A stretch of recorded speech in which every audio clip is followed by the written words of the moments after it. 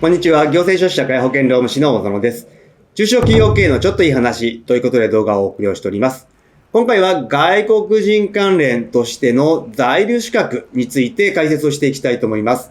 在留資格、数ある在留資格の中の一つに経営管理という在留資格があります。こちらは文字通り経営をするため、管理をするための在留資格ではありますけれど、こちらの資格取得の際の要件が厳しくなりましたので、その内容について見ていきたいと思います。そして今現状経営管理で在留資格を取得している方に関して気になるのは今後の更新かと思いますが、その更新時の取り扱いについても解説をしていきたいと思います。まずは今回の概要ですけれど、在留外国人人数についてまずは見ていきたいと思います。年々過去最高を更新をしてきている中で、経営管理の在留資格を持った方はどれぐらいいるのかについて見ていきます。そして今回解説をします経営管理という在留資格ですけれど、こちらどういったものなのか、またどういった要件があるのかについて見ていった中で、今回改正になった要件を見ていきます。そして最後に注意点とまとめという形になります。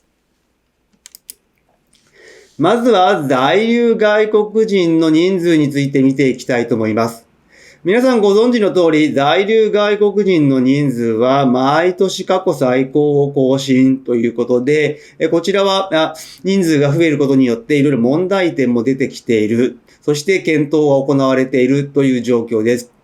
今現状は358万人を突破をしたということになっておりまして、外国人、日本に来る上でですね、特定技能制度においては一応上限の人数設定が設けられておりますが、その他の在留資格に関しては設けられていないというのが現状になっています。こういった中でどんどん増える外国人の人数を制限した方がいいのではないかという議論も少し始まって調査が進められているという状況になっております。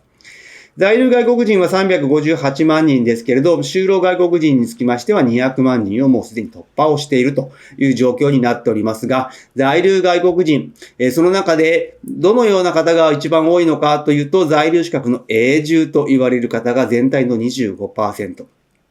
そして、近年増加傾向にありまして、すでに廃止が決まり、今後育成就労へ移行をするということになっております、技能実習。こちらが全体の 11%。それと同じぐらいでですね、多いのが、やはりホワイトカラーの外国人の在留資格ということで、技術人文知識国際業務となっております。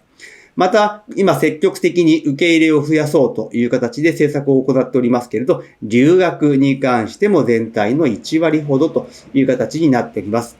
このような中で、経営管理で在留資格取得をして日本に来られる方、どのくらいいるのかというと、全体の約3万9000人で 1% という形になっています。非常に占める割合は少ないんですが、この経営管理の在留資格取得者に関しては、この5年間で5割増加という状況になっております。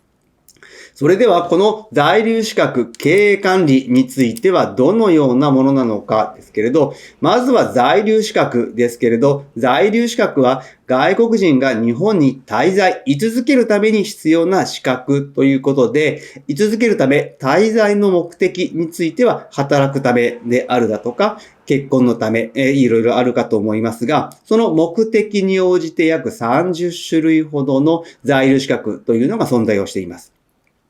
その中で経営管理というのは日本において貿易その他の事業の経営を行い、または事業の管理に従事する活動に対して付与されるものということになりますので、管理と言いますと技術人文知識国際業務と少し被る部分はありますけれど、経営管理という在留資格が設けられていると。そして経営と管理に関しては3類型ありまして、事業を開始してその経営を行う、もしくは管理を行う。そして、すでに行われている事業に参画をして、経営または管理を行う。そして、事業の経営を行っているものに代わって、その経営を行う。または管理を行う。この3種類、どれかに該当した場合は、経営管理での在留資格申請が可能という形になっております。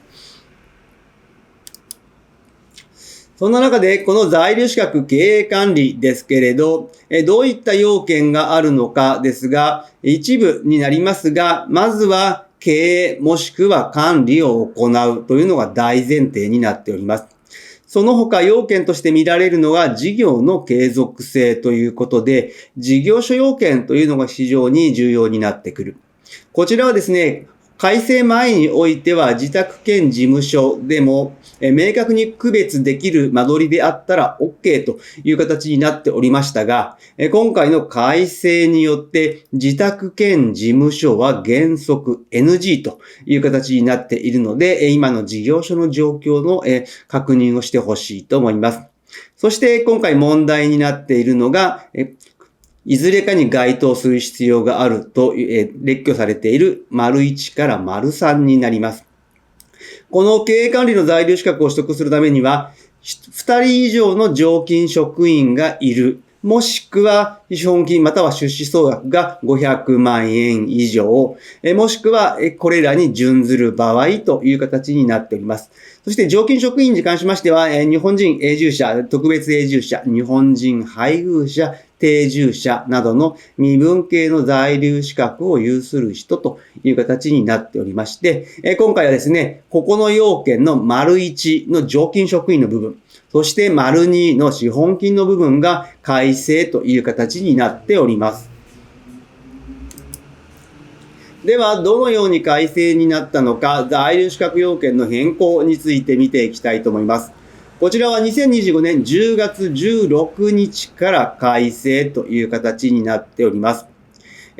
改正の内容が非常に多いんですけれど、新設されたものとして、まずは経営者の要件です。こちらは経歴や学歴要件というのが新たに設けられました。3年以上の経営管理経験があること、もしくは経営管理に関する修士相当以上の学位を持っていることという要件が設けられました。そして資本金ですけれど、こちら、現行500万円だった資本金要件が3000万円と約6倍に引き上げになりました。従来はですね、この資本金要件だけ満たしていれば、申請が可能ではありましたけど、さらにですね、常勤職員雇用の義務化ということで、1人以上の常勤職員の雇用も義務となりましたので、雇用の要件と資本金の要件、両方満たさなければいけなくなったという形になっているので注意が必要です。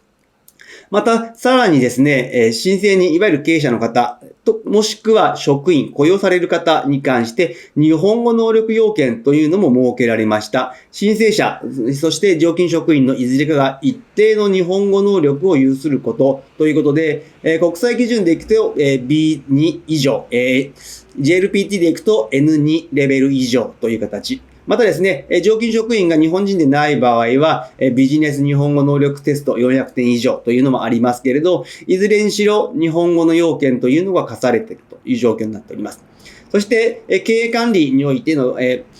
申請に際して事業計画というのも作成しますけれど、こちらに関してもただ作成をするだけというわけではなく、事業計画の確認も第三者から取る必要があるということになりまして、専門家による確認。では専門家というのはどういったものかというと、公認会計士、税理士、中小企業診断士等のお墨付きをもらわなければいけないという形になっております。こういった形で経営管理、非常に要件が厳しくなってきております。そして最後に注意点とまとめですけれど、この経営管理、以前は投資経営という在留資格でしたが、以前の改正によって今の経営管理という在留資格になっております。この改正の理由はですね、外国人による企業促進をして経済の活性化を狙ったんですけれど、今現状はですね、定住のための抜け穴になっているという指摘が多くされているという状況で、今回の経営管理の要件の厳格化ということになっております。以前はですね、金で買うビザなんていう言われ方もしたかと思いますけれど、要件が厳しくなって、本当に経営管理をする方を促していくという形になっております。この資本金3000万要件、高いのではないかと思うかもしれませんけれど、例えば韓国で言えば約3200万円ほど、アメリカで言えば1500万円から3000万ほどという形になりますので、世界標準と同じ形になってきたと考えていくこともできるかと思います。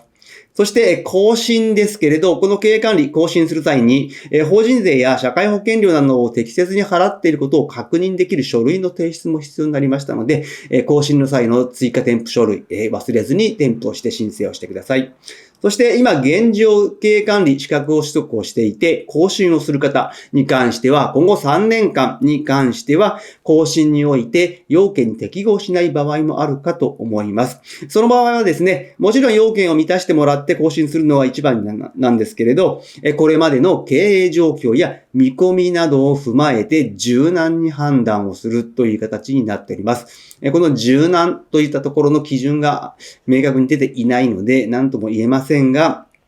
しっかりとですね、更新までに事業経営をして利益を出しているという状況を作ってほしいと思います。今日の内容が明日からの経営にちょっとだけ役に立つことを願っております。ご視聴ありがとうございました。それではまた次回。